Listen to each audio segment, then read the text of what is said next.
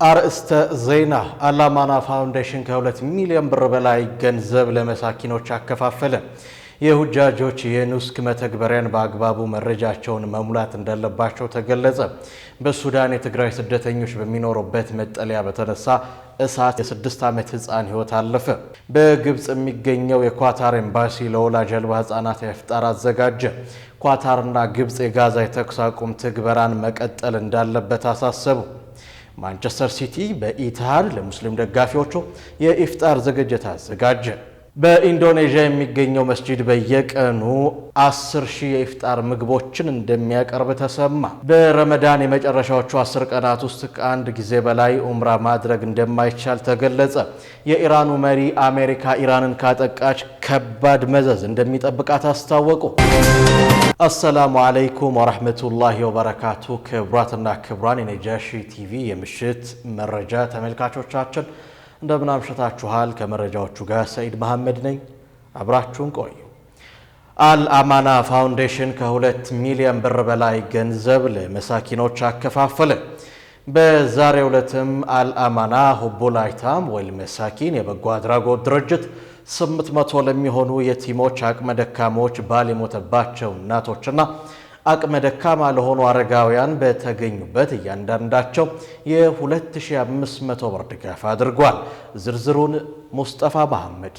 አላማና ፋውንዴሽን ከአንድ ባለሀብት በተገኘ የገንዘብ ድጋፍ ለ800 ለሚሆኑ ቤተሰቦች እገዛ በትናንትናው ዕለት በኡመር ኢብኑል ኸጣብ መስጂድ አከናውኗል። ከ2 ሚሊዮን ብር በላይ በሆነ ገንዘብ ለ800 ቤተሰቦች ለእያንዳንዳቸው 2500 ብር ለየቲሞች፣ ለመሳኪኖች እና ባል ለሞተባቸው እናቶች ተከፋፍሏል። አላማና ፋውንዴሽን በርካታ የበጎ አድራጎት ስራዎችን እያከናወነ የሚገኝና መሳኪኖችን በአልባሳት፣ በአስቤዛና በገንዘብ እንደየችግራቸው አይነት እያገዘ እንደሚገኝም ተገልጿል። በኡስታዝ አብዱል ፈታህ የሚመራው አላማና ሁቡል አይተም ወልመሳኪን የበጎ አድራጎት ድርጅት ከበርካታ አኽለል ኸይሮች ገንዘብና አስቤዛ በመሰብሰብ የረመዳን ሙሉን ወር መሳኪኖችን እያስፈጠረና እያገዘ እንደሚገኝም ተገልጿል። አላማና ፋውንዴሽን በየዓመቱ የረመዳን ወርን ምክንያት በማድረግ ለበርካታ አቅመ ደካሞች የገንዘብ የአስቤዛና የአልባሳት ድጋፍ ከአጋር ድርጅቶችና ግለሰቦች ጋር በመሆን የቆመለትን ዓላማ እየተገበረ እንደሚገኝ የአላማና ፋውንዴሽን ዋና ስራ አስኪያጅ ኡስታዝ አብዱል ፈታህ ተናግረዋል።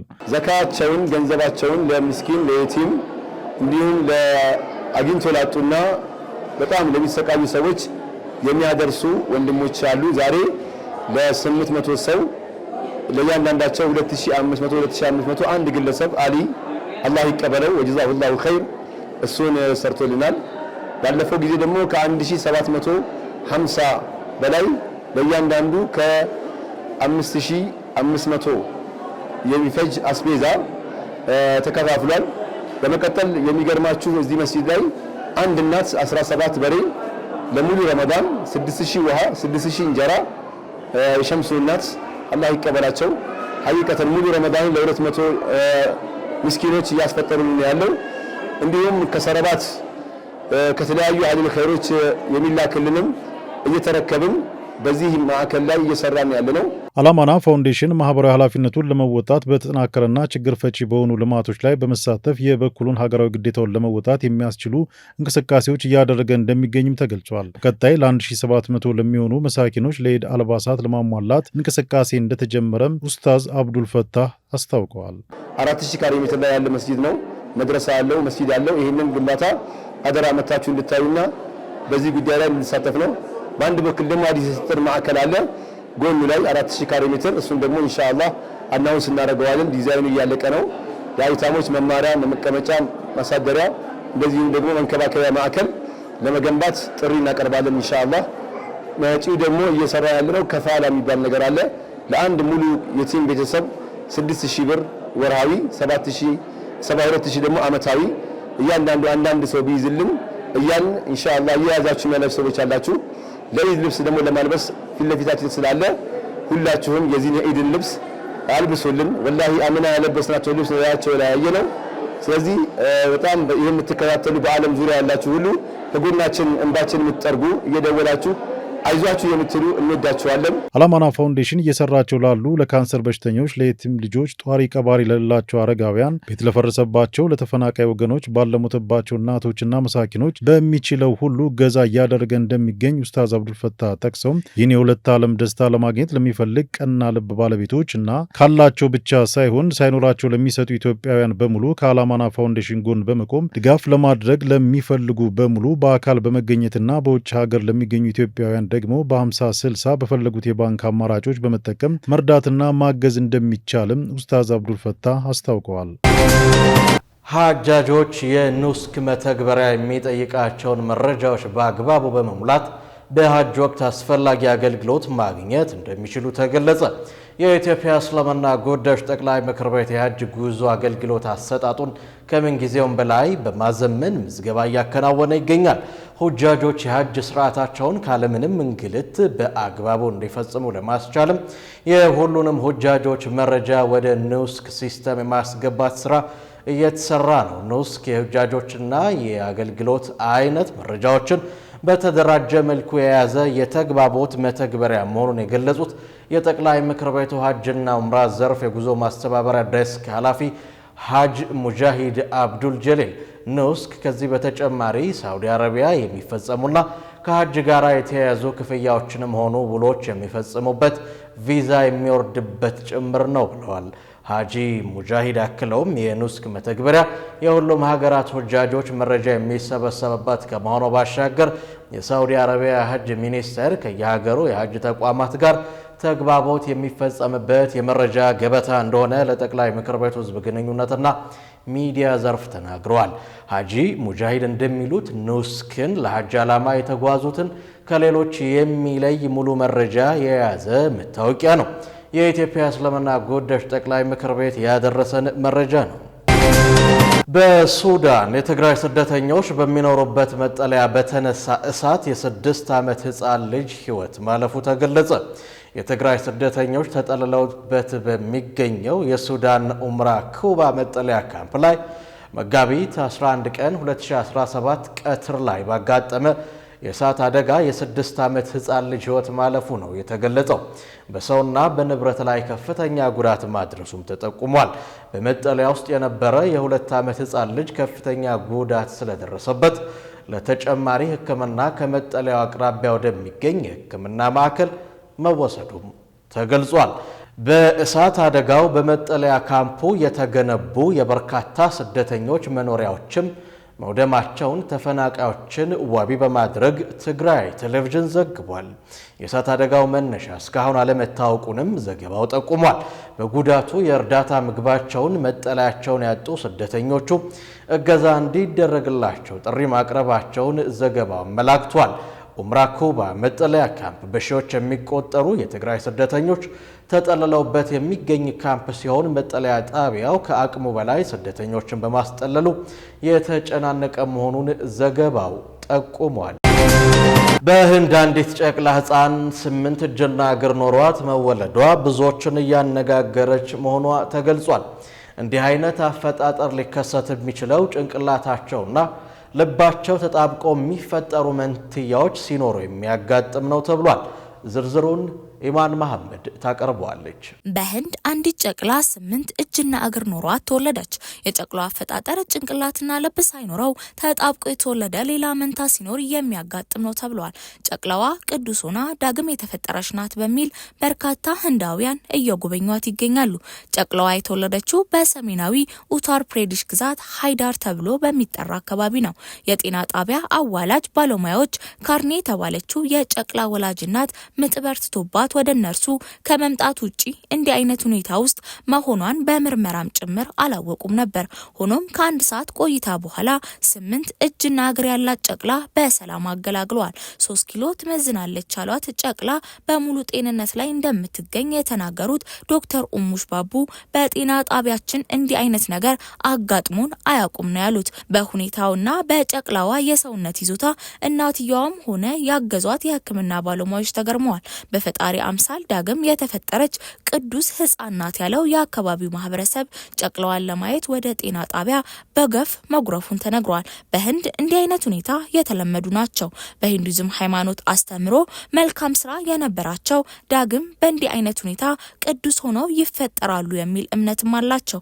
እንዲህ አይነት አፈጣጠር በምን ምክንያት ሊያጋጥም እንደሚችል የተጠየቁት ዶክተር ሙሽ ምናልባት ጨቅላዋ ጭንቅላትና ልብ ሳይኖረው ተጣብቆ የተወለደ ሌላ መንታ ሳይኖራት እንዳልቀረም ተናግረዋል። በግብጽ የሚገኘው የኳታር ኤምባሲ ለወላጅ አልባ ህጻናት ኢፍጣር አዘጋጅቷል። በግብጽ የሚገኘው የኳታር ኤምባሲ በትላንትናው ዕለት በግብጽ ዋና ከተማ ካይሮ ከሚገኙ ወላጅ አልባ ህጻናት ጋር የኢፍጣር መርሃ ግብር አዘጋጅቷል። ዝግጅቱ የተካሄደው ከኳታር በጎ አድራጎት ድርጅት ከግብጽ የማህበራዊ አንድነት ሚኒስቴርና ከኳታር አየር መንገድ ጋር በመተባበር ነው። በግብጽ የኳታር አምባሳደርና የኳታር ቋሚ ተወካይ አምባሳደር ታሪክ አሊ ፈራጅ አል አንሳሪ በኢፍጣር ወቅት ባደረጉት ንግግር የዚህ ዝግጅት ዓላማ የተባረከውን የረመዳን ወርን ምክንያት በማድረግ ወላጆቻቸውን ያጡ ህፃናትን ፊታቸው ላይ ደስታ መፍጠር ነው ብለዋል። ከልጆች ጋር ኢፍጣር መሳተፍ ከፍተኛ ፍላጎት ያደረባቸው እንግዶች ዝግጅቱን በደስታ ተቀብለው ኢፍጣሩ ልዩ እንዲሆን የበኩላቸውን አስተዋጽኦ ላበረከቱ ሁሉ ምስጋናቸውን ገልጸዋል። የኢፍጣር ዝግጅቱ የረመዳን የመጨረሻዎቹ 10 ቀናት የተጀመረበት 21ኛው ቀን ላይ መከናወኑን ጠቁሟል። ሚኒስትሩ አክለውም ዝግጅቱ ከ7 እስከ 15 ዓመት ዕድሜ ክልል ውስጥ የሚገኙ ህፃናትን ለኢፍጣር በመቀላቀልና አሻንጉሊቶችን ስጦታዎችን በመስጠት አስደሳች ሁኔታ ለመፍጠር የሚያስችል አጋጣሚ ነው ብለዋል። እነዚህ ወጣቶች ህብረተሰቡ የወደፊት አስተዋጽኦና መሪ መሆናቸውንና በልባቸው ውስጥም ፍቅርን ለማስረጽ ከጥቅማቸው ባለፈ ለህብረተሰቡ አዎንታዊ ውጤት እንደሚያስገኝ አጽንኦት ሰጥቷል። ይህ ቁርጠኝነት የኳታር ዜጎች ማህበራዊ ስምምነትን፣ ዘላቂ ልማትን ለማጎልበት ያላቸውን ቁርጠኝነት የሚያንጸባርቅ ነው ብለዋል። በእስራኤልና በሐማስ መካከል ዋና አስታራቂ የሆኑት ኳታርና ግብጽ ትላንት በኳታርና በግብጽ የውጭ ጉዳይ ሚኒስቴር መግለጫዎች መሰረት የሶስት ደረጃዎቹን የጋዛ የተኩስ አቁም ስምምነት ተግባራዊ ለማድረግ የጋራ ጥረቶችን ማጠናከር አስፈላጊ መሆኑን አጽንኦት ሰጥተዋል።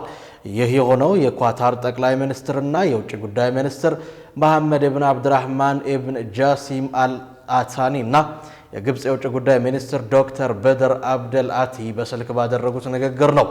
የግብጽ የውጭ ጉዳይ ሚኒስትር ቃል አቀባይ ታሚም ከላፍ እንደተናገሩት አብዱል አቲ ከኳታር አቻቸው ጋር በጋዛ ሰርጥ ስላለው ወቅታዊ ሁኔታና የተኩስ አቁም ስምምነቱን ለማጠናከር እንዲሁም የሶስቱ ምዕራፎች አፈጻጸም ለማረጋገጥ በሚደረገው የጋራ ጥረት ላይ ተወያይተዋል። ሐላፍ አክለውም ሁለቱ ወገኖች የጋዛን መልሶ ግንባታ የአረቦችን እቅድ ለማስተዋወቅ ለአካባቢው ድጋፍ ለማሰባሰብ በሚደረገው የጋራ ጥረትና በካይሮ የጋዛ ሰርጥ መልሶ ግንባታ ኮንፈረንስ ላይ አቀማመጦችን ለማስተባበር በሚቻልበት ሁኔታ ላይ መክረዋል ነው ያሉት። ባለስልጣናቱ በአካባቢው የተባባሰ የመጣውን ውጥረት ለመቆጣጠርና የፍልስጤም መንግስትን በመመስረት በቀጠናው ዘላቂ መረጋጋትን የሚያረጋግጥ ፖለቲካዊ ልባት ለመጀመር የጋራ ቅንጅቱን መቀጠል እንደሚያስፈልግ ተስማምተዋል ሲሉ ቃል አቀባዩ ጨምረው ገልጸዋል። ማክሰኞ ረፋድ ላይ እስራኤል በጋዛ ላይ በፈጸመችው መጠነ ሰፊ የአየር ጥቃት ከ600 በላይ ንጹሃን ዜጎች ተገድለዋል። እስራኤል በዚህ ሳምንት ጦርነቱን ከቀጠለች በኋላ በጋዛ ቢያንስ 200 ህፃናት መሞታቸውን የዩኒሴፍ ቃል አቀባይ ሮዛሊያ ፓውሊን ተናግሯል። የሕክምና ባለስልጣናቱ እስካሁን ከ600 በላይ ፍልስጤማውያንን መግደላቸውንና የእስራኤል አየር ጥቃትና የምድር ጥቃት እየተባባሰ በመምጣቱ የሟቾች ቁጥር እንዲጨምር ማድረጉን ገልጸዋል። እስራኤል ባሳለፍነው ማክሰኞ በጋዛ ሰርጥ ላይ የአየር ድብደባ ከጀመረች በኋላ ከ600 በላይ ፍልስጤማውያንን ገድላለች። በጥቅምት 2023 የጀመረው የ17 ወራቱ ግጭት እንደገና ሊቀሰቀስ እንደሚችልና በቦምብ ጥቃት ሴቶችና ህፃናት ሰለባ መሆናቸውን የግዛቱ የጤና ሚኒስትር አስታውቋል።